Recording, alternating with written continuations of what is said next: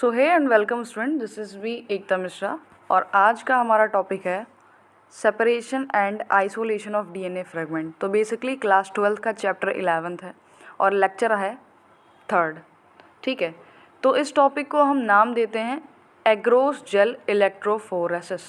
ठीक है, तो देखिए आगे पढ़ने से पहले हमें कुछ चीज़ें समझनी है, मतलब इलेक्ट्रोफोरेसिस बेसिकली होता क्या है और क्यों किया जाता है।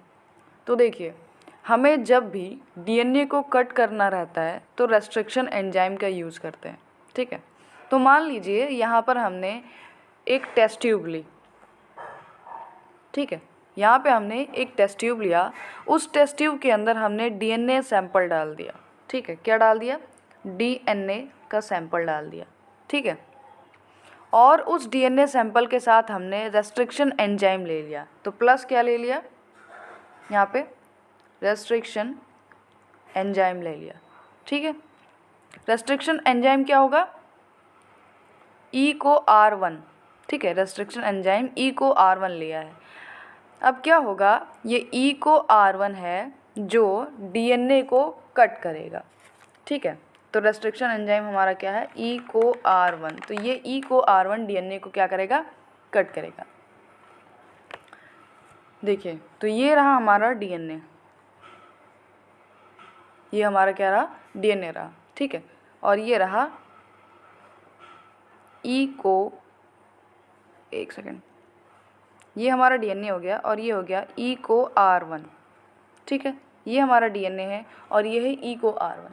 अब हमें पता है कि जो भी रेस्ट्रिक्शन एंजाइम होता है वो स्पेसिफिक रिकॉर्डिनेशन सीक्वेंस पे क्या करता है? कट करता है। ठीक है, तो जैसे ई को R1 है, उसका जो रिकॉर्डिनेशन सीक्वेंस है इस डीएनए पे, वो मान लीजिए कहाँ कहाँ है? एक यहाँ पे है, एक यहाँ पे है, एक यहाँ पे। ठीक है, तो मतलब जहाँ पे ई को R1 का रिकॉर्डिनेशन सीक्वेंस होगा तो ई को R1 वहाँ पे क्या करेगा? कट करेगा। ठीक है, तो इसके बाद हमें डीएनए के डिफरेंट साइज के फ्रेगमेंट्स मिल जाएंगे। जब ई को R1 अपने रिकॉर्डिनेशन सीक्वेंस पे कट मारेगा तो डीएनए का हमें क्या मिलेगा? डिफरेंट साइज के फ्रेगमेंट्स मिल जाएंगे। तो इस टेस्ट ट्यूब के अंदर जो डीएनए हमने लिया था उसके छोटे छोटे या फिर बड़े बड़े टुकड़े हमें यहाँ पर मिलेंगे। तो जो ये छोटे बड़े टुकड़े मिले हैं हमें, इन्हें हम सेपरेट करेंगे according to their size, and इसलिए हम एग्रोस जेल इलेक्ट्रोफोरेसिस का इस्तेमाल करते हैं। ठीक है, तो एग्रोस जेल इलेक्ट्रोफोरेसिस क्या करता है? ठीक है, ये जानना बहुत ज़रूरी है आपके लिए कि एग्रोस जेल इलेक्ट्रोफोरेसिस करता क्या है। हमने पढ़ लिया कि एग्रोस जेल इलेक्ट्रोफोरेसिस का इस्तेमाल कैसे करते हैं। ठीक है, और एग्रोस जेल इलेक्ट्रोफोरेसिस क्या करता है बेसिकली, ये हमें जानना है। तो डीएनए कुछ डिफरेंट क्या होते हैं? साइज के फ्रेगमेंट्स होते हैं, उनको according to their size separate किया जाता है। ठीक है, आपका डीएनए के क्या होंगे? कुछ बड़े फ्रेगमेंट्स होंगे, छोटे फ्रेगमेंट्स होंगे, तो उसको साइज के हिसाब से उसको सेपरेट करेंगे। ठीक है, अब देखिए हम डीएनए के इस फ्रेगमेंट को सेपरेट क्यों कर रहे हैं? मीन्स ज़रूरत क्या है सेपरेट करने की? ऐसे ही रहने देते हैं जैसे भी छोटे बड़े हैं। क्योंकि हमें पता है कि बायोटेक्नोलॉजी में हमें पूरे के पूरे डीएनए की ज़रूरत नहीं होती है। हम कुछ खास डीएनए को लेते हैं जिसके अंदर हमारी जीन ऑफ इंटरेस्ट होती है। ठीक है, अब देखिए ये एग्रोस का क्या मतलब होता है। ठीक है, ये एग्रोस क्या भला है? ये एग्रोस एक पॉलीसेकेराइड होता है, इसको हम एक्सट्रैक्ट करते हैं कहाँ से? सीवीड से। ठीक है, अब ये सीवीड्स एक मैरीन एल्गी होता है। ठीक है, और ये पाउडरी फॉर्म में होता है। ठीक है, सो आई होप आपको समझ में आया होगा। अब देखिए एक वर्ड आता है इलेक्ट्रोफोरेसिस। तो इलेक्ट्रोफोरेसिस का क्या मतलब है? लगे हाथ ये भी देख लेते हैं। Electrophoresis means under electric field motion of charge materials. Means किसी चार्ज मटेरियल का मूव करना अंडर इलेक्ट्रिक फील्ड। तो देखिए ये जो एग्रोज मिलता है हमें मैरीन एल्गी से, ये क्या होता है? पाउडरी फॉर्म में होता है। अब इसको हम जेल में कन्वर्ट करना है हमको। ठीक है, एग्रोज जेल को सॉरी जो एग्रोज है वो पाउडरी फॉर्म में होता है, इसको हम किस में कन्वर्ट करेंगे, जेल में कन्वर्ट करेंगे। तो जेल में जब कन्वर्ट हो जाएगा तो इसको हम क्या बोलेंगे, एग्रोज जेल। तो उसके लिए हम एक वीकर लेते हैं, ठीक है, क्या लेंगे, वीकर लेंगे। देखिए हमने यहाँ पे एक वीकर ले लिया, ठीक है। उसके बाद क्या करेंगे, उसमें एग्रोज प्लस बफर सोल्यूशन डालेंगे, ठीक है। क्या डालेंगे, एग्रोज plus buffer solution. Buffer solution को क्या करेंगे, यहाँ पे डालेंगे। फिर जो हमें सोल्यूशन मिलेगा, ठीक है, उसे हम बॉयल करेंगे। जैसे एग्रोज और बफर सोल्यूशन को हमने डाला, उससे फिर हमें जो सोल्यूशन मिला उसको हमने बॉयल किया, मतलब किस टेम्परेचर पे किया, अंडर 40 डिग्री सेल्सियस पे, ठीक है।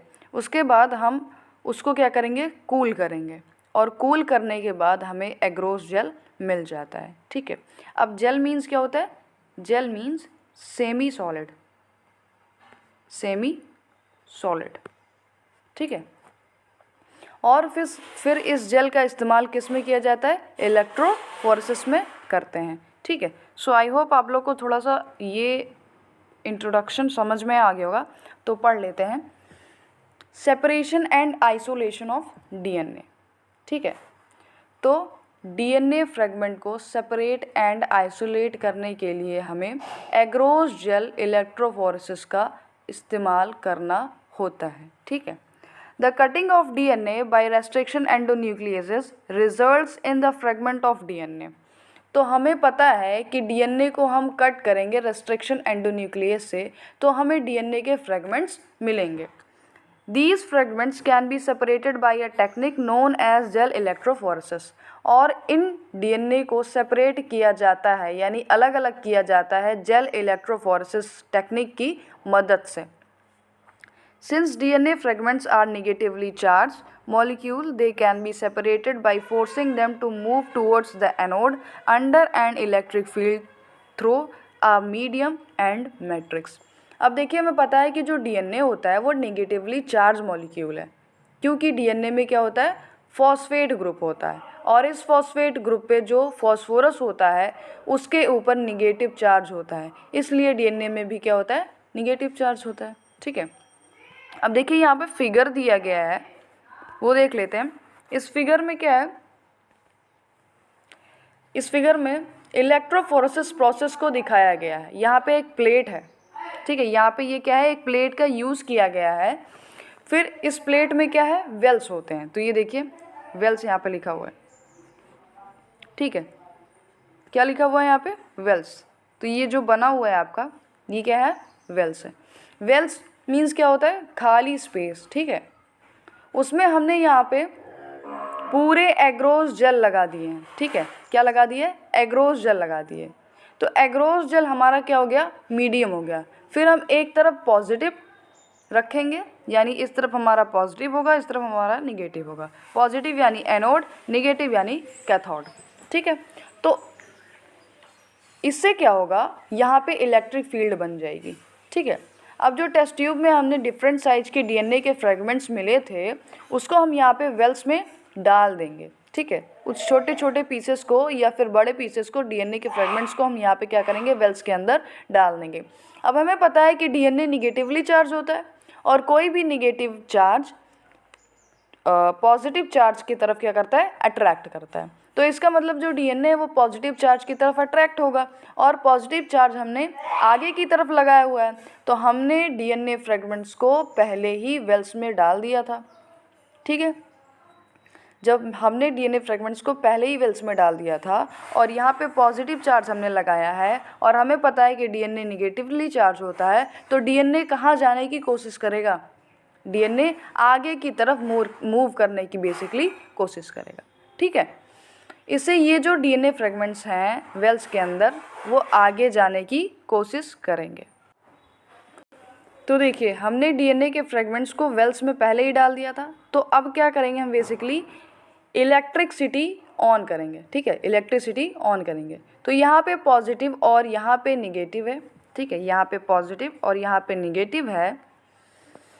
इससे ये जो डीएनए फ्रेगमेंट्स वेल के अंदर हैं, ये क्या होंगे, बाहर निकल आ जाएंगे। बाहर कहाँ पे आ जाएंगे, इस प्लेट के ऊपर आ जाएंगे। ठीक है, हमने वेल्स के अंदर डाला था तो वेल से ये कहाँ आएगा, इस प्लेट के अंदर आ जाएगा, मतलब प्लेट के ऊपर आ जाएगा। ठीक है, बाहर निकल जाएंगे और वो पॉजिटिव चार्ज की तरफ अट्रैक्ट होना शुरू हो जाएंगे और आगे मूव करना शुरू हो जाएंगे। ठीक है, अब देखिए जो डीएनए फ्रेगमेंट है, ठीक है, जो डीएनए का फ्रेगमेंट छोटा होगा वो क्या होगा, हल्का भी होगा, और जो हल्का होगा वो जल्दी आगे मूव करना चाहेगा, मूव करेगा, और जो बड़ा डीएनए का फ्रेगमेंट होगा वो क्या होगा, भारी होगा, और वो धीरे धीरे क्या करेगा, आगे मूव करेगा।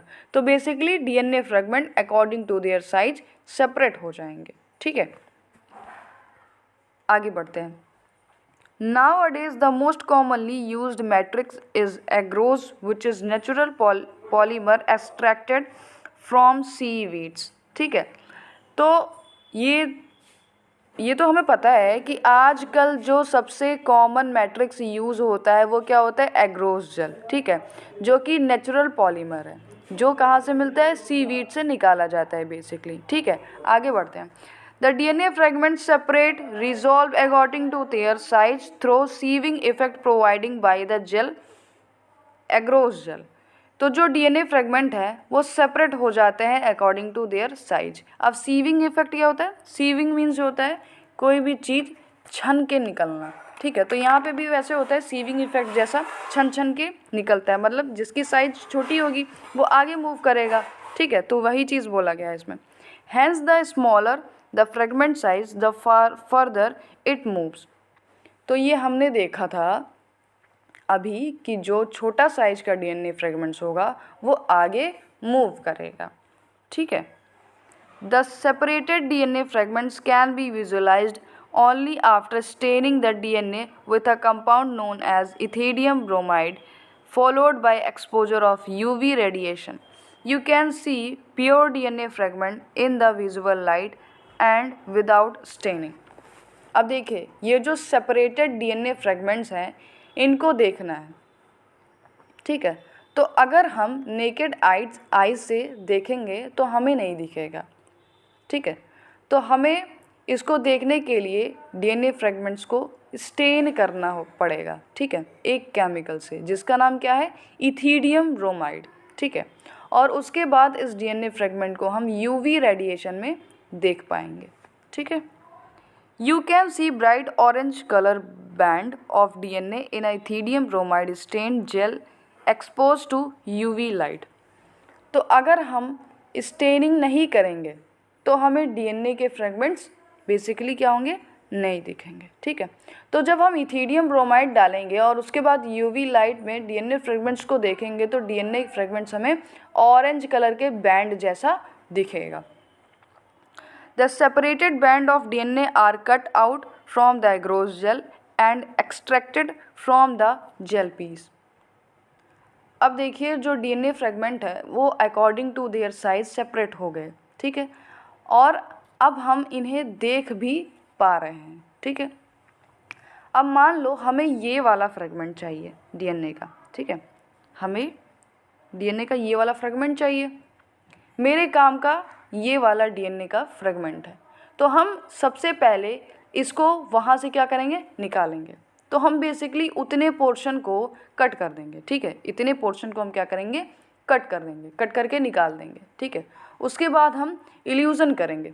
इल्यूजन का मतलब separation of one material from another specially with a solvent. Means एक मटेरियल को दूसरे मटेरियल से अलग करना, किसकी हेल्प से, सॉल्वेंट की हेल्प से। तो देखिए हमने यहाँ से डीएनए के फ्रेगमेंट को निकाल लिया। तो देखिए ये क्या हो गया हमारा, ये हो गया हमारा जेल। ये पूरा जेल ही तो है, यहाँ पे ये पूरा जेल है। जेल के ऊपर क्या है, हमारा डीएनए का फ्रेगमेंट है। तो ये जेल हो गया, यहाँ पे हमारा डीएनए का ये फ्रेगमेंट है। ठीक है, अब हमें इस डीएनए के फ्रेगमेंट को जेल से अलग करना है, तो इसके लिए हम इल्यूजन प्रोसेस करेंगे। ठीक है, तो इल्यूजन प्रोसेस में हम यहाँ पर एक सॉल्वेंट डालेंगे जो, ठीक है, इल्यूजन प्रोसेस में क्या करेंगे, यहाँ पे एक सॉल्वेंट डालेंगे। ठीक है, तो जैसे ही सॉल्वेंट डालेंगे यहाँ पर क्या होगा, ये जो डीएनए फ्रेगमेंट है ये इस जेल से सेपरेट हो जाएगा। ये जो जेल है ये इस जेल से क्या हो जाएगा, सेपरेट हो जाएगा, और इसी प्रोसेस को हम इल्यूजन बोलते हैं। ठीक है,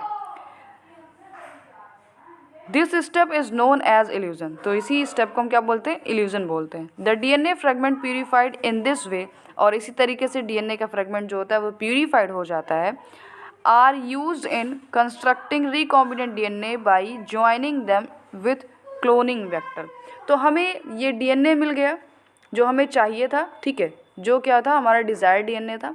तो इस डीएनए को हम अपने क्लोनिंग वेक्टर मतलब प्लाज्मिड के अंदर जोड़ेंगे, ठीक है, तो फिर हमें रिकॉम्बिनेंट डीएनए बेसिकली मिल जाएगा। देखिए ये हमारा प्लाज्मिड हो गया।